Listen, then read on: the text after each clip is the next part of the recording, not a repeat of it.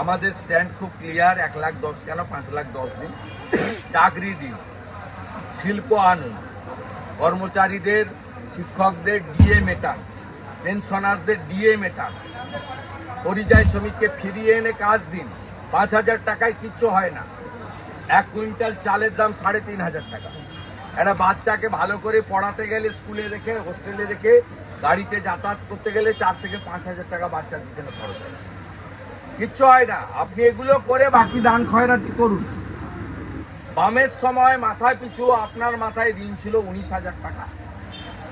মমতা ব্যানার্জি এই 14 বছর, 14.5 বছরে আপনার মাথায় ঋণ করেছে 70,000 টাকা। এইটাই তো বাংলায় পেয়েছে।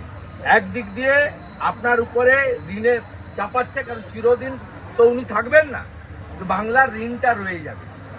2011 সালে 1,98,000 কোটি টাকা ঋণ ছিল।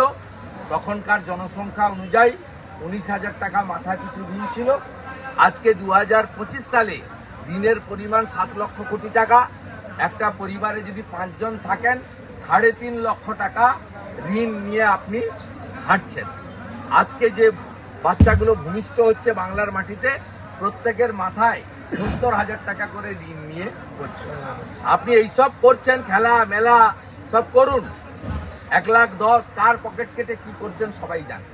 আর যতই টাকা দিন, ক্লাবগুলো, পুজো কমিটিগুলো 90% এরা হিন্দু, এরা ভারত মাতার সন্তান, এরা অপারেশন সিঁদুরে উল্লসিত, এরা মোদিজির হাতে দেশ সুরক্ষিত রাখতে চায়। মমতা বন্দ্যোপাধ্যায়ের আমলে মা দুর্গা নির্যাতিত। গতবারে হাওড়ার শ্যামপুরে 5টা দুর্গা মূর্তি ভেঙেছে। যত খুশি যা খুশি দিন, ভোট আপনাকে কেউ দিবে না। কোনো প্রকৃত হিন্দু আপনাকে ভোট দিতে পারে না।